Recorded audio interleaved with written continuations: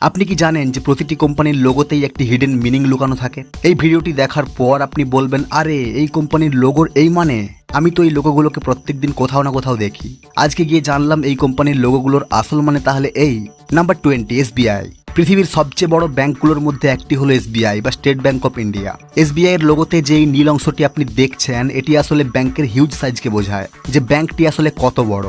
আর এই নীলের মধ্যে এই সাদা রংটি আপনি দেখছেন না, এটি আসলে কমন ম্যান বা সাধারণ মানুষকে বোঝায়। এখানে দেখুন, এই গোল অংশটি একটি মানুষের মাথা এবং এই লম্বা অংশটি একটি মানুষের শরীর। এর মাধ্যমে ব্যাংক এটা বোঝাতে চায় যে এই ব্যাংক যতই বড় হোক না কেন, এই ব্যাংকের কাছে একজন সাধারণ মানুষও গুরুত্বপূর্ণ। এর পাশাপাশি এসবিআই এর লোগোর আরও একটি মানে হলো, এই নীলের মধ্যে এই সাদা অংশটি একটি কি হোল বা চাবির গর্তের মতো দেখায়। দেখলে মনে হবে যেন এখানে একটা চাবি ঢুকে যাবে।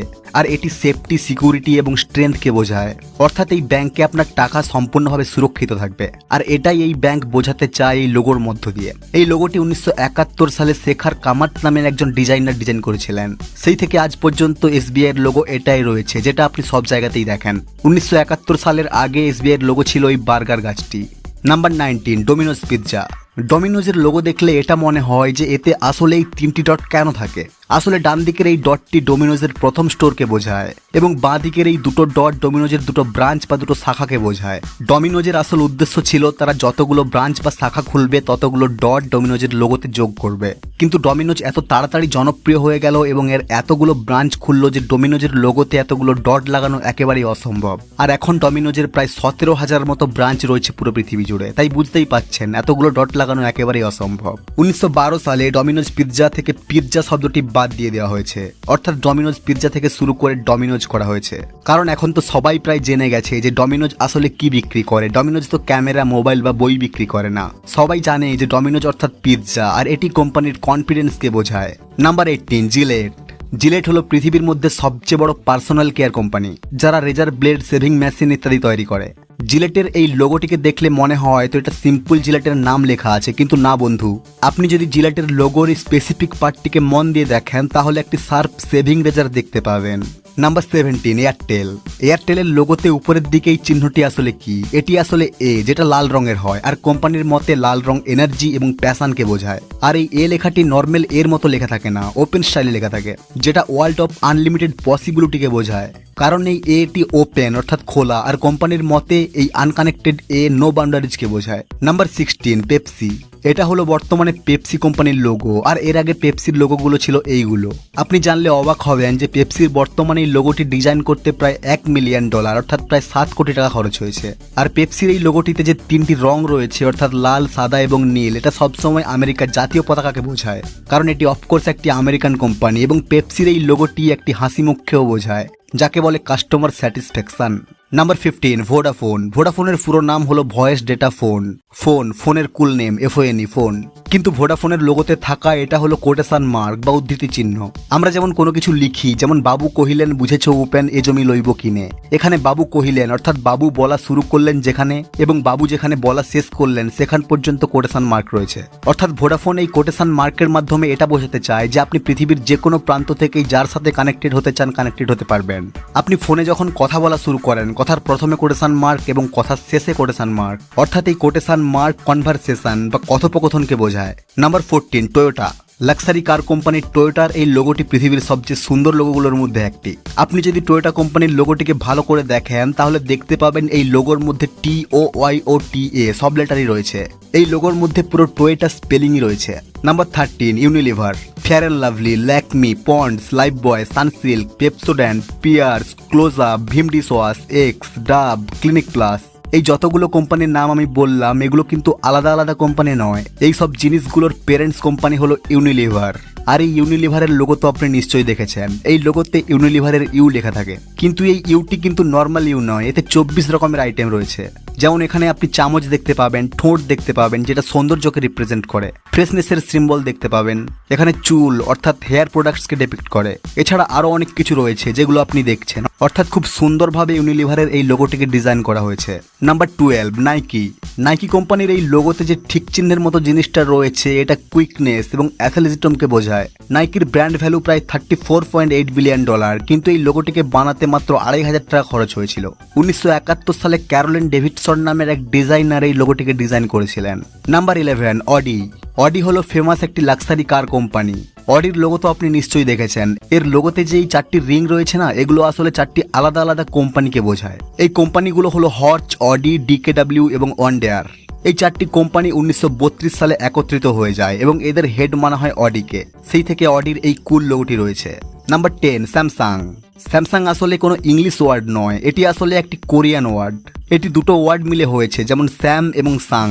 স্যাম অর্থাৎ কোরিয়ান ভাষায় 3 এবং সাং অর্থাৎ স্টার অর্থাৎ 3 স্টার, কারণ কোরিয়াতে 3 অক্ষরটিকে খুবই পাওয়ারফুল মানা হয়, তাই স্যামসাং এর এই স্যাম অর্থাৎ পাওয়ারকে বোঝায়। নাম্বার 9, অ্যাডিদাস। অ্যাডিদাস কোম্পানির লোগোতে থাকা এই স্ট্রাকচারটি আসলে মাউন্টেন বা পর্বতকে বোঝায়। আর মাউন্টেন পর্বতারোহণ বা চ্যালেঞ্জকে রিপ্রেজেন্ট করে। যারা পাহাড়ে চড়েন তাদের প্রতি মুহূর্তেই চ্যালেঞ্জের মুখোমুখি হতে হয়, আর অ্যাডিদাসের শু পরে সেই চ্যালেঞ্জকে ফেস করতে বলে অ্যাডিদাস। অ্যাডিদাসের এই লোগোতে তারা মাউন্টেনকে যোগ করেছে, কারণ অ্যাডিদাসের শু পরে যেন সবসময় সব চ্যালেঞ্জকে ফেস করার মতো মনোবল সবসময় থাকে। Number 8, Puma.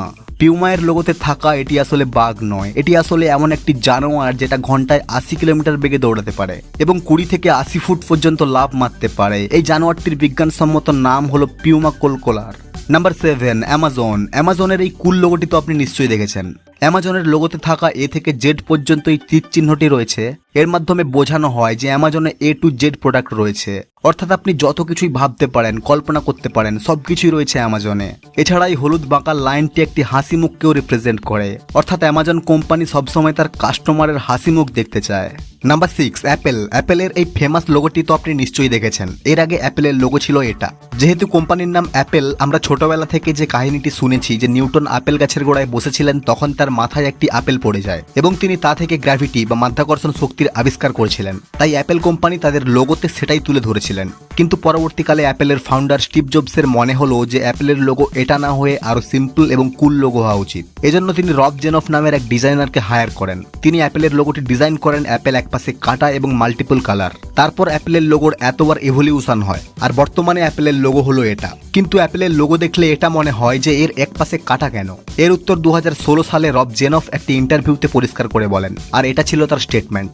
তার মতে রাউন্ড ফ্রুট তো অনেক আছে, যেমন টমেটো, কমলালেবু ইত্যাদি। তবে কেমন করে বোঝা যাবে যে এটা আপেলই? আর কেউ যখন আপেল খায় তখন সে টিপিক্যালি একটা বাইট বা কামড় দেয়। তাই রব জেনফ অ্যাপেলের লোগোতে এই বাইটটি যোগ করে দেয়, যাতে কমন সেন্সে এটা অ্যাপেলই দেখায়। Number 5, BMW. এই লাক্সারি গাড়ি কোম্পানিটির নাম শোনেননি এমন মানুষ খুঁজে পাওয়া ভার। কিন্তু আপনি কি জানেন যে বিএমডাব্লিউর পুরো নাম কি? বিএমডাব্লিউর পুরো নাম হলো ব্যাভিরস্চে মোটরনে ওয়ার্কে, যার ইংরেজি মানে হলো ব্যাভেরিয়ান মোটর ওয়ার্কস। জার্মানির ব্যাভেরিয়াতে এই কোম্পানিটি তৈরি হয়েছিল। যেহেতু বিএমডাব্লিউ আগে এয়ারক্রাফট জেট প্লেনের ইঞ্জিন তৈরি করত, তাই এর লোগোটি দেখলে অনেকেই মনে করেন এর লোগোতে থাকা এই নীল অংশটি নীল আকাশকে বোঝায় এবং সাদা অংশটি এরোপ্লেনের প্রপেলারকে বোঝায়। কিন্তু না, এটা সম্পূর্ণ ভুয়ো তথ্য। বিএমডাব্লিউ কোম্পানি তাদের অফিসিয়াল ওয়েবসাইটে এই ব্যাপারটি ক্লিয়ার করেন যে এটা আসলে প্রপেলার নয়। আপনি জার্মানির ব্যাভেরিয়ার জাতীয় পতাকা দেখলে বুঝতে পারবেন যে বিএমডাব্লিউ আসলে ব্যাভেরিয়ার জাতীয় পতাকাকে রিপ্রেজেন্ট করে। ব্যাভেরিয়া অর্থাৎ যেখানে কোম্পানিটি শুরু হয়েছিল, আর নামটাই দেখুন না, Bavarian Motor Works. Number 4, LG. LG কোম্পানির কত রকম প্রোডাক্ট আছে, TV, fridge, AC, washing machine ইত্যাদি। এলজির লোগোতে এটা হলো এল এবং এটা হলো জি, কিন্তু কোম্পানির মতে এখানে এই ডটটি তারা জেনে শুনেই লাগিয়েছে। এই ডটটি একটি চোখকে বোঝায়, আর এই ডটটি দেওয়ার ফলে লোগোটি একটি হাসি মুখের মতো দেখায়। এতে কোম্পানির মোটিভ ডিসপ্লে হয়, যাকে বলে customer satisfaction. Number 3, Hyundai. Famous এই গাড়ি কোম্পানিটির লোগো দেখলে মনে হয় এতে কোম্পানির নামের প্রথম অক্ষর অর্থাৎ এইচ রয়েছে, আর কমন সেন্স এটাই বলে। কিন্তু কোম্পানির মতে এর আসল মানে হলো এটা। এখানে বাম পাশে থাকা লোকটি কোম্পানিকে রিপ্রেজেন্ট করে এবং ডান পাশে থাকা লোকটি কাস্টমারকে রিপ্রেজেন্ট করে এবং দুজনের হ্যান্ডশেক রিলেশনকে বোঝায়, অর্থাৎ এই লোগোর মাধ্যমে কোম্পানি এবং কাস্টমারের বিউটিফুল বন্ডিংকে বোঝানো হয়। Number 2, Coca Cola. কোকাকোলার লোগো তো আপনি নিশ্চয়ই দেখেছেন। এর লোগোটিকে ভালোভাবে দেখলে ও এবং এর লেখাটির মাঝখানে ড্যানিশ পতাকা খুব পরিষ্কারভাবে দেখতে পাবেন। তাই কোকাকোলার লোগো ড্যানিশ পতাকাকে রিপ্রেজেন্ট করে, কারণ কোকাকোলা ড্যানিশ থেকে তাদের ব্যবসা প্রথম শুরু করেছিল। আর কোকাকোলার কোলাকে কে দিয়েও লেখা যায়, কিন্তু লোগোর সৌন্দর্যের কথা মাথায় রেখে কে এর বদলে সি দিয়ে লেখা হয়েছে। নাম্বার 1, ভাইও। বিখ্যাত ল্যাপটপ কোম্পানি ভাইওর নাম তো আপনি নিশ্চয়ই শুনেছেন। ভাইওর লোগোতে থাকা প্রথম দুটি অক্ষর অর্থাৎ ভি এবং এ এক ধরনের অ্যানালগ ওয়েভ বা ঢেউকে বোঝায় এবং শেষের দুটি অক্ষর অর্থাৎ আই এবং ও 1 এবং 0কে বোঝায়, কারণ কম্পিউটারের সম্পূর্ণ প্রোগ্রামিং ল্যাঙ্গুয়েজেই 1 এবং 0 ব্যবহার করা হয়। তো বন্ধুরা, এতগুলো লোগোর মধ্যে আপনার কোন লোগোটি সবচেয়ে আশ্চর্য লেগেছে কমেন্ট করে অবশ্যই জানাবেন। ভিডিওটি লাইক করবেন, আপনার প্রিয়জন ও বন্ধুদের সঙ্গে ভিডিওটিকে শেয়ার করবেন এবং এরকম আনকমন ইন্টারেস্টিং ভিডিও পরবর্তীকালে আরও দেখতে হলে অজ্ঞাত চ্যানেলটিকে এখনই সাবস্ক্রাইব করে পাশে রাখা বেল আইকনে ক্লিক করুন। তো ভালো থাকবেন, আমাদের সঙ্গে থাকবেন, ধন্যবাদ।